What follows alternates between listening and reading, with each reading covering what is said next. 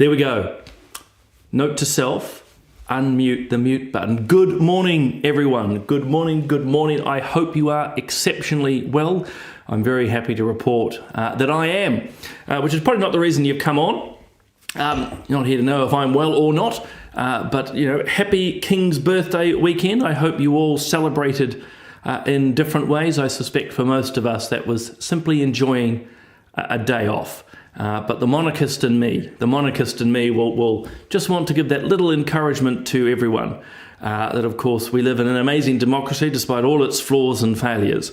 And that's what I take just a little bit of time in King's Birthday to appreciate. So good morning to you all. Just going to check one very quick setting here, unless you want to send me a message, because nothing's coming through my online messaging, which means I probably pressed the wrong button, knowing me. So give me a moment, guys. Let's have a look what we're dealing with here. And go there, press this, press that, and then hopefully I'm seeing things. So good morning. There we go. I will switch to a more traditional means if I need to. So quite a few topics to cover this morning, actually quite a few graphics to share with you to try and illustrate things. Probably two major themes in my mind today. One is around simply bias in media. It's a bit of a theme that I come back to relatively often, a bias in media, and the other is around the budget. So obviously that was the big news from last week. Just give me a second, guys. I can't see anything, but I can see internally that settings have been changed, which makes me very suspicious. Give me a second and I'll be able to jump on. So I've got my little iPad here. So I'm able to, there we go. Kevin's coming through. Good morning, Kevin. I can also see a few people who are on my Facebook, which is lovely. But just a reminder to everybody, if you want to comment and come directly to me, if you want to come directly to me, then you will want to, getting all very confused this morning. I've also just discovered if I go onto my iPad to look at this live stream on my own page, then I have to listen to myself to get to the comments. Gotta love Facebook. So guys, as I say, welcome to Solid Ground. It's always a bit of a double entendre, a pun if you will. Solid Ground, of course, is where we celebrate our firm, if you will, convictions, views, philosophies, ethics, and values. It's what we base our lives off. And Solid Ground too is a little bit of that pun, as I mentioned earlier, to do with coffee, the morning coffee. So it's our chance to chat. If you've got a question or a comment, jump on to the Family First Facebook page. That one I can now see is actually streaming finally onto my desktop here, so I can actually see your comments. So if you're on my page or LinkedIn, YouTube, welcome. But if you want to comment, or rather you want to see me get to your comments during the chat, which is what this is about, jump onto the Family First Facebook page. That will make life easier because, as I say, it scrolls right through like these early comments. So to Amanda, good morning, lovely to have you here. To Elizabeth, good morning. Kevin, as I said earlier. And the first question of the day, which I'll take, and then I'll turn, because I always get distracted by questions. Rosie's asking, what do I think of the Maori Party wanting us as taxpayers to pay for them to set up their own parliament? Well, look, first and foremost, I think the call from the Maori Party for their own parliament is a bit of a joke. It's a bit of a sideshow, and I think it's important that we treat that as such. It's not to downplay what I see as their stupidity, because look, at the end of the day, they're quite radical. And I mentioned the other day on another show, exactly to your question, Rosie, they'll talk a big game about their own parliament, but they'll expect everybody else to pay. It's a bit of a theme for them. They want lots of this, that, one thing and the other, but they never want to pay for it. Of course, if the Māori Party MPs had any, what's the right word? If they really believed, then why have they not resigned from the parliament? Why do they not hand back their Pākehā salaries if they're so full of the rhetoric that they are? The other thing I noted, Rosie, particularly last week, is the protesting and images of guns, of course. So if you haven't actually seen my latest Substack, here's a bit of self-promotion. So I wrote on something called Substack, substack.com. Look up On Point. look up my name, you'll see I wrote about this, that they're accepting the violence for their causes. And the Māori Party last week, of course, protests, disruptions, imagery of guns. But one thing I pointed out to them and noted is, the Māori Party and their lefty friends make a big thing of appropriation, so cultural appropriation. So it's a concept of taking an idea from another culture and bringing it into yours. So they would get upset if you wore a Mexican sombrero, for example, or you chose to have your hair done in a certain way that might be, say, African American. So they call that out as appropriation. But I've always thought it was rather rich and ironic. The Māori Party have appropriated the language of Karl Marx, of the European left. They use all of that rhetoric. They've appropriated, if you will, European or Western ideas, including wearing his silly hats, I might add. But one of the things you'll notice with lefties, particularly those on that really weird left, so no offence to people who are on the traditional left here, is they've got one standard for themselves and one for everybody else. So again, that comes back to your question, Rosie, about the Parliament. They'll talk a big game, but they'll expect you and I and everyone else to pay for it. So yeah, pretty shocking. I'll just quickly... Oh, who have we got here? I've got to put this one up from... Damien's one of the fittest men I know, and I keep saying, Damien, by the way, that... I keep saying that I need to... I need to get back into my running. I've actually got the half marathon to do in Auckland in a few months' time. So what coffee am I drinking? I've made myself a little mochaccino this morning. I can never decide, guys, between a chocolate and a hot chocolate. So yeah. Good morning to Ian. Good to see you here. And Damien, actually, here's a really good segue, because I was going to talk about the media. He was asking about the coverage that the government's getting from TV1. I'm going to play this little video. I was going to do it anyway, but Damien's question's a good one, because I think the reporting is completely biased and shocking. You saw it, guys, what was it, a couple of weeks ago, that the huge drama around a poll, one little rogue poll, which indicated that the current government might not be able to hold government. And unfortunately, Mikey and them did this huge palaver, absolute palaver. So I'm going to see if I can make this video play, because it illustrates a theme around the budget and how different things are reported. So watch this. Today, he's getting help. I'm over the moon. It's I didn't think $20 would happen, so like $20 is amazing. That's like some better vegetables. Do something with my son on the weekend, like get a bus somewhere and do something. For the Haida whānau of Hastings, their excitement It's only $80 a fortnight. quickly dissipated. So $40 a week. Yeah. We might be able to get an extra pack of toilet rolls and maybe a couple of loaves of bread. Wayne Reid from Tauranga says it feels like his numbers have come up. For a man that's on a benefit, $55, that's lotto. Well, thank you. Win-win. No. Yes. This pensioner's tax cut even less. An extra 2 cups of coffee down at the local cafe. Basically, that's how insignificant it really is. Please, sir, I want some more. This Northland mum of 5 has plans for her power bill. I'm always on time with it, but just to be in credit with things would just be good. For this working solo mum and her 2-year-old son, it's an extra $90 a fortnight. $90, I feel like it's really good. It helps a lot, or it helped me. But again, more support would be welcome. I've got to get my son's clothes every month because he's just growing like crazy, which I don't mind to do, but $90 is not a lot.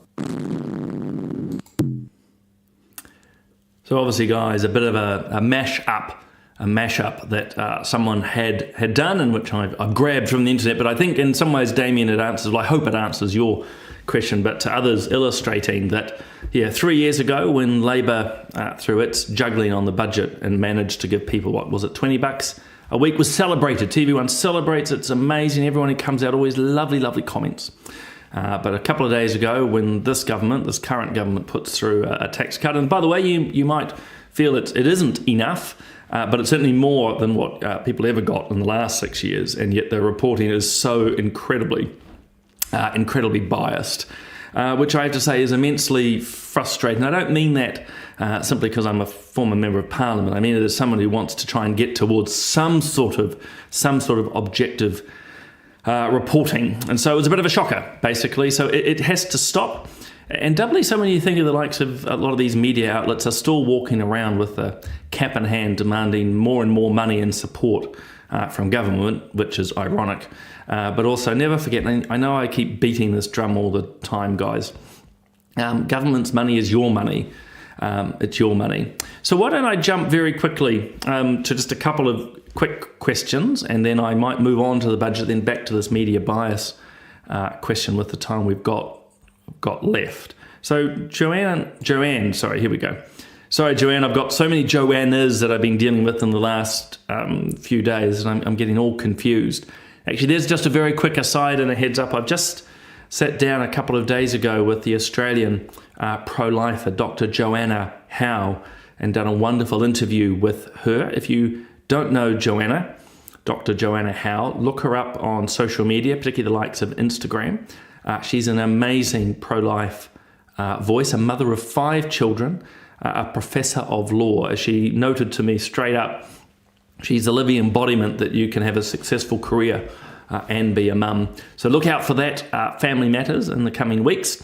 But yeah, Joanne's question. Sorry, Joanne got distracted. So how do we ignore the activists and reunify the other 98%? Look, I suppose at one level we can't ignore them. I mean, it's always a bit of a challenge to an extent. I suppose it's about, in my mind, switching the emphasis. So what you've seen with the Māori Party and other protests in the last few weeks, or days at least, they get indulged, I would argue, by media. Media indulges them.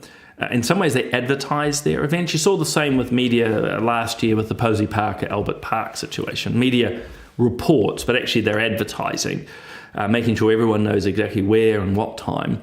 And as I say, they indulge them. What we instead need to do is start calling them out. And it's not abusing them. They're welcome to have their viewpoints. But we need to be able to critique them. But you don't see much of that coming through. And I would argue a lot of the counter voices are not there. So again, if you look at last week's coverage, the Māori Party got enormous amounts of time to put forward their views. But media only cut very briefly to the likes of Chris Luxon as our Prime Minister, or the Prime Minister, just saying a couple of short words. So in other words, we need to change a bit of the emphasis and not give as much airtime to the Māori Party or their grievances. Begin calling them out. Actually put them on Jack Tame and others and have them grilled. You know, why are you facilitating violence, for example? Which they are, by the way. They are, and it's in their rhetoric. And I've seen this overseas, and I see it here. When people say they're going to do something, believe them. Believe them. So Joanne's got a further follow-up here. She says, Peter Williams suggested the board should be replaced. Possibly. Look, I think in many ways the board should go. The editorial direction is clearly out of whack. But we want to be, just me, I think we want to be careful that we want the media to return to its true fourth estate dynamic. I don't want to see it, a new board installed, for example, that just has my preferences. It's got to attempt to be neutral, but at the moment they're just not there. I'm going to put this up. From Michael. It's always nice when someone agrees with you about the Māori Party and Karl Marx. Well, these are the things, for example, Michael, that I think we should be pointing out. Actually, what journalists should be pointing out. You know, it's a basic, but it's not sadly being done here. By the way, thank you for the welcome last night, and I see as a side, because I know Michael, shameful arrest and a few hours ago of a Hong Kong artist, and the people going, what? So today is the 35th anniversary of the massacre in Tiananmen Square. So this is when the Chinese Communist Party sent tanks into the protests, democracy and freedom protests in Tiananmen Square in Beijing, and killed hundreds, if not thousands, of people. And people my age, or those who know history, will remember the famous picture of a man standing in front of a tank.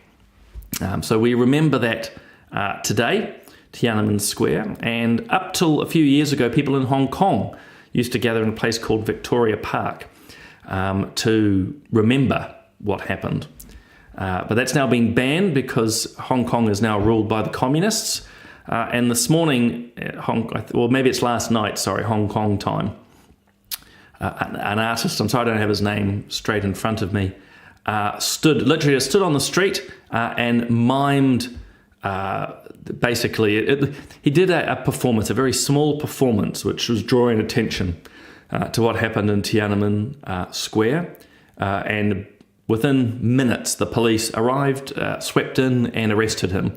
So this is the reality which some people in the world are living under. And so again, coming back to where we started, when the Maori Party and others jump up and down about their supposed freedom, and you get some of these young lunatics who protest on campus talking about how racist and broken New Zealand is, maybe they should go to the places like Hong Kong and Beijing and other parts of the world and just realise just how free they really are.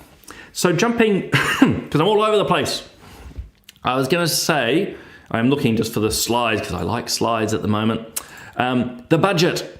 So that was a big thing last week. Look, this is not a political broadcast. I thought I'd just give us some very, very quick thoughts on it. And by the way, share your thoughts. If you are on, so I've got my water bottle now. So I've switched, as you can see, I've switched from a coffee. Now I'm onto my water bottle. What's going to come next? Flick me your comments. If you're on channels like my Facebook or you're on LinkedIn, YouTube, come across to the Family First Facebook page, and that will send messages direct to my feed. So the budget, it was okay. I've actually been reflecting on it a little bit more since I last spoke about it last Friday. I'm on a radio show as well on Friday morning, and I was talking about it. Look, there's some goods. I think tax cuts are better than a kick in the shins. It's your money anyway.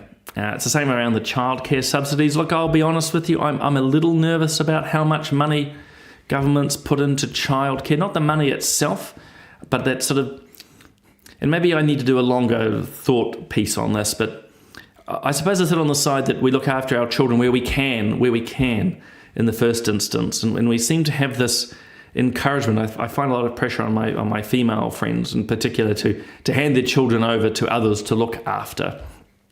And so when it then comes to childcare subsidies, we have this strange situation where you encouraged to go out, and this applies to both parents, by the way. You're encouraged to go out and work. You then pay enormous taxes to give to the government, which then you give back to childcare providers. So it's all this very funny loop. I'm just seeing another. I always get distracted. I see. I see. Yeah, so someone's asking where we could have some of the topics covered in solid ground. Could they be placed a bit more prominently? Only problem, Simon's all over the place. Sometimes I have a bit of an idea where I'm going. Like obviously I've got my slides today for the budget and a few other bits and bobs, but like this morning, my mind goes wandering. So budget, good. Tax cuts, good. I mean, if you've got children in care, there's an overall positive. You've got a bit more money coming back. Although, as I say, the rider for me is I'm someone who would hope to the extent we can, I want to stress that to the extent we can, look after our own kids rather than handing them across to the state. Because you'll know what Bob, as and McCroskey and others have drawn your attention to of what a lot of these places are now trying to teach your children is a worry. So look, if you are sending your kids into childcare, and obviously at primary school and secondary, keep an eye out on what they're teaching. But one thing I'll share with you on the budget, it's the bigger and wider numbers. So if you will, don't get distracted too much by the monies that you're getting back. But the problem with this current budget is, first and foremost, we have an economy which is in real bad shape, and you all know it. Secondly, though, we've got a government that's still spending an enormous amount of money. It's not quite Grant Robertson level, but it's still exceptionally high. And we're spending more money. We're spending more money than we get in. Okay, so that's a problem in itself. Okay, you all know it with your home budgets. Rachel and I know it here. We try to spend less money than we earn, which means that we can have few savings. If you're spending more money than you get in, like the government's doing, you have to borrow. And so this is why I put this little graph up for you to bore you on a Tuesday morning, is our debt is still going up. And the government will rightly say, well, we're going to try and dial it back in the future. But long and short, the government is still borrowing at the same levels that Labour was. Okay, so the government's still borrowing at the same levels that the Labour government was, in the hope that eventually we can turn it round. And maybe this is ruthless and it's not as family friendly, but I think, one has to cut their cloth to suit. We really do. And we're living well beyond our means. And so this budget doesn't change that. I'm sad to say there's lots of rhetoric around it, but it's just, we're living beyond our means. And I know some of you online are working in the public service. You'll have lost your jobs. It's incredibly stressful. In fact, I was talking to some the other day. I've been visiting hospitals for various reasons. It's hard, but we're living in a situation where what we've come to expect in this country we can't afford. And so we've got to address that as the long and the short of it all. It's the long and the short of it all. Otherwise, we're going to be in a bigger mess than we already are as a country. So, yeah. Anyway, let me know what you think of the budget, and I'll try to jump online after this anyway and look at some of the comments on the other channels. So, yeah, that's a problem there. Hey, look, I'll return back to what I was talking about earlier around bias in media, and I'll jump through a few of these images. I mean, you know it already, but why I want to highlight it to you this morning is just that, A, you're not alone in this thinking, and B, I think we can objectively oh dear, cough, excuse me a second. I think we can objectively show. Now, Amanda's got a good question. I knew I was meant to mention something else about the budget. She's talking about the cancer drugs. Yeah, I thought it was a massive disappointment. She's right. Governments, granted, was under the red team, but enormous amounts of money were spent funding the likes of COVID vaccines, and yet we can't find the money for the cancer drugs. So the current government during the election promised about 13 new cancer drugs, and they're remarkable. If you know some of them, and I, for various reasons, do, they're amazing. Government promised, and it has not funded it. Personally, I don't understand why not. Put simply, the government put billions into the health service and yet didn't ring fence any for these cancer drugs. A bit of a fail in and of itself, but also a political fail. And what I mean by that is someone surely must have said, well, hold on a moment, let's just make sure we make an announcement in this space. But they haven't. And you know what? I was going to say choices were made. Look, part of the problem with the tax cuts is they also promised it and they said they'd resign. So it locked them in a way that perhaps they shouldn't have done. So very frustrating. I hope they can find the monies soon. But you know what? There's another illustration, Amanda and to others, of the problem this country has. We're going backwards. And you all know it. We're going backwards regardless of who's in control. Stephen's asking, he says earlier, most people don't understand the national debt. Can you explain what it means and what are the long-term consequences? Well, I'm no economist, but look, twofold. Firstly, the debt is mainly through what they call government bonds. So the government puts up bonds and different people buy them, and that's what the promise that the government will pay it back in 10, 15, 20 years' time. So why I mention that to people is a lot of our debt is not held by the likes of China. It's like Canadian super funds and so forth. So if you will, people buy bonds, give us money, because they see governments as a relatively safe investment. Not as high interest rate as risky trades. So governments like New Zealand issue bonds, people buy them, or companies buy them, big super funds buy them, and that gives us the cash, which is effectively what we borrow. So how does it affect New Zealand? In many ways, just think about it as your own home budget. If you've got $10,000 on your credit card, then every month you've got to find the money to pay the interest, and put really, really simplistically, that money that you're using to pay the interest on your credit card is money that you can't give to your children or put petrol in your car or save up for a holiday. And it's no different for governments. At the moment, I think we're spending more on debt reservicing. So our national debt, for us to service the interest, the debt, is more money than it is for the likes of, I think, our police force and corrections combined. Like it's a phenomenal amount of money. And so as we continue to borrow more, and we inch towards like 40% of our GDP. So, if our income is X over a year, 40% of that is also the size of our debt. So long and short, we're paying a huge amount of interest.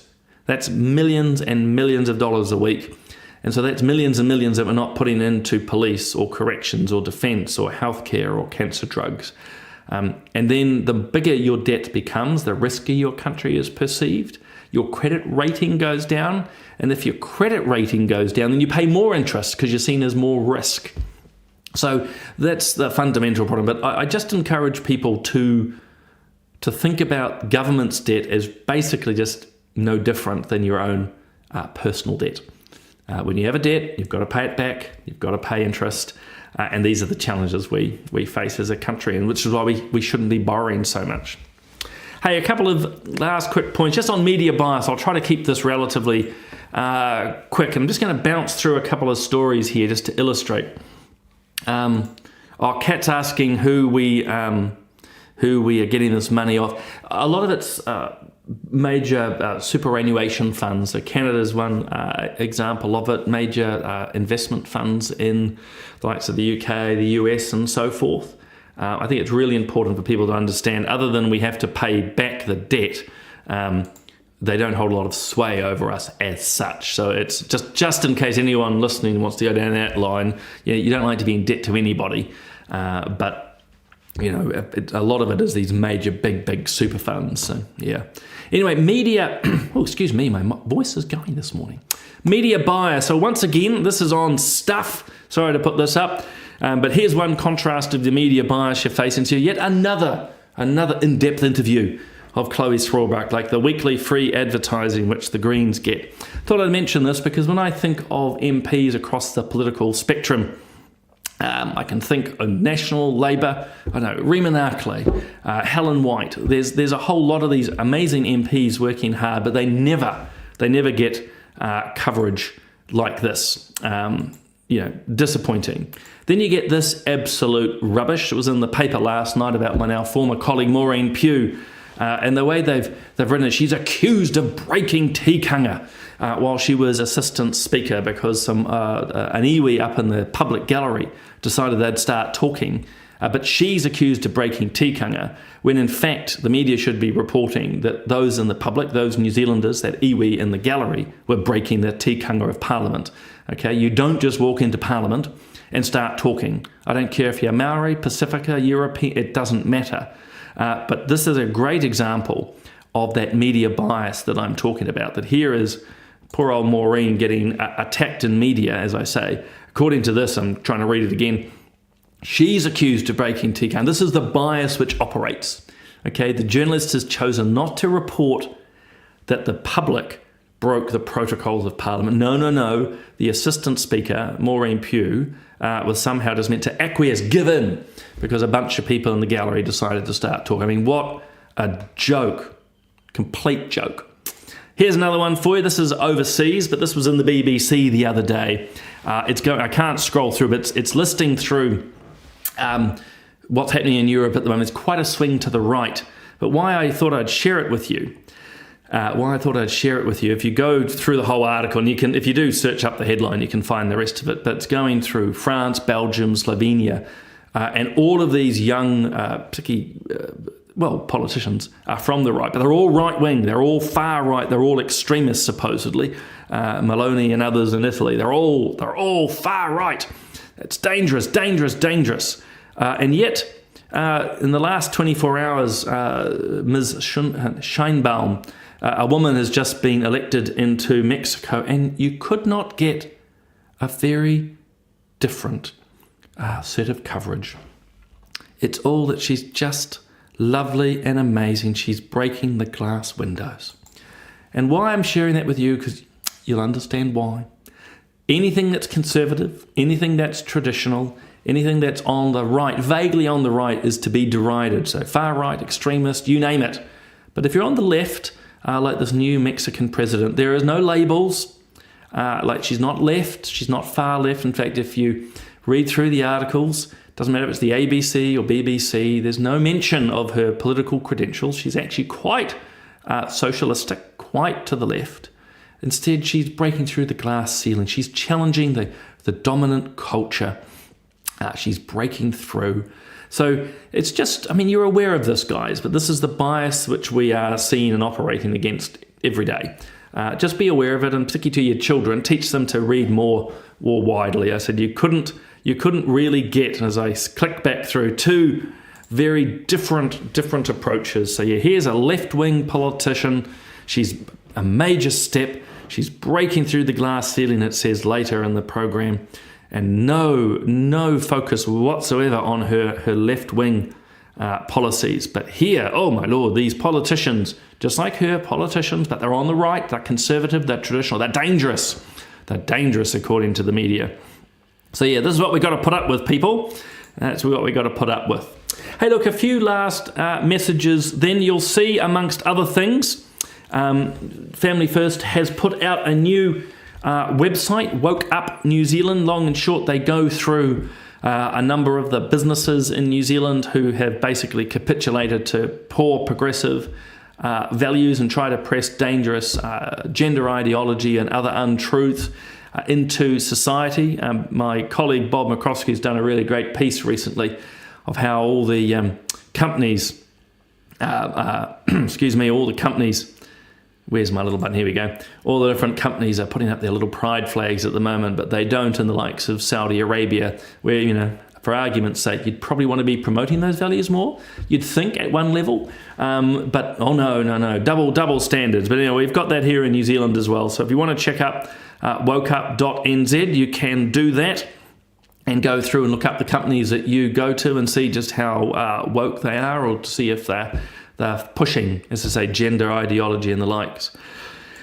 Check out Pulse Point. This is done by my colleague Tumby. She does a summary of 5 big stories in the week. So check out Pulse Point. You'll also know that Bob and I and other guests do Straight Talk most Monday nights. We didn't this Monday night because it is it's King's birthday. You know, too, self-promotion. Obviously, I'm very proud working with Family First, but I also do a radio show every Friday morning from 10 a.m. on Reality Check. Had some amazing guests last week. Dr. Paul Moon talking about history, and Nick Hain from the Free Speech Union. I'm going to be lining up some pretty cool guests this week. And I mentioned too, I do On Point. This is on Substack.com. It's where I write.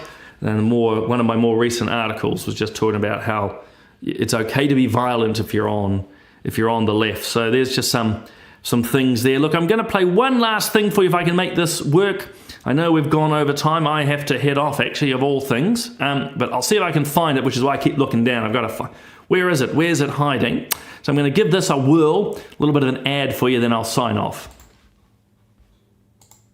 The Forum on the Family is one of the premier family. Ever thought about manufacturing? Oh no. Oh well, guys, I've stuffed that up because I don't want to think about manufacturing. I don't want to think about manufacturing. I want to think about other things. So I'll see if I can get that gone. But we know that in July we've got the Forum on the Family coming up. So that's really, really important. And it'll be really, really good if you guys can get the chance to come along. I don't know what's gone wrong here, but it has chosen. I'll see if I can. Aha! I think I've got it. It's one of the premier family conferences held each year with international and national speakers and political leaders. Hosted by Family First New Zealand, the Forum brings together a national network of family-focused organisations, scholars, lobby groups, leaders, and groups who are part of a growing movement for social change to bring New Zealand to a point where families are strengthened, marriage is honoured, life is protected, and religious freedom is defended. This year's conference will again be held at the Dewdrop Event Centre in Manukau City, not too far from the Auckland Airport, on Friday, 5th of July. This year's theme is Protecting the Next Generation. It's time for all of us to push back against the harmful agendas and ideologies being targeted at our children, including the ones in the womb. And once again, we have an amazing lineup of speakers from the US, Australia and New Zealand. Now, as we did last year, on the Thursday night before the forum, we're hosting a gala celebration dinner with the theme Independence Day. Well, it is on the 4th of July, but independence is also significant for Family First. We'll explain more at the dinner. You'll also get to meet and eat with our other international speakers and hear them in a special Q&A on the night. I want to invite you to this year's Forum on the Family. It's the highlight of the year, and you don't want to miss it. Arrange to be there. Book your flights today. Gather your friends. If you're concerned for our culture, our country, and our families, you may be saying, well, what can I do? Step 1, attend the Forum on the Family. Last year was another sellout, so don't delay. Go to our website, forumonthefamily.nz, for all the information you need. Register today. Don't miss this important family conference. Let's build a culture that protects our children, the next generation. Go to forumonthefamily.nz. Register today.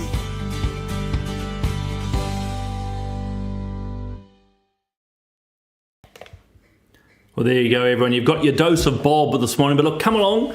The forum's great. I've attended several times over the last few years. Look, it's amazing. Great lineup of speakers. So come along.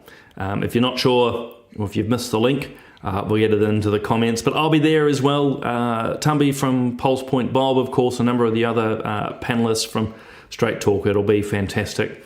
Guys, I have to away. It's been wonderful to join you all this morning. Today, over the next day or so, I'll jump on to the comments on the various channels. But always a pleasure to have you guys here. Really grateful for your time and input.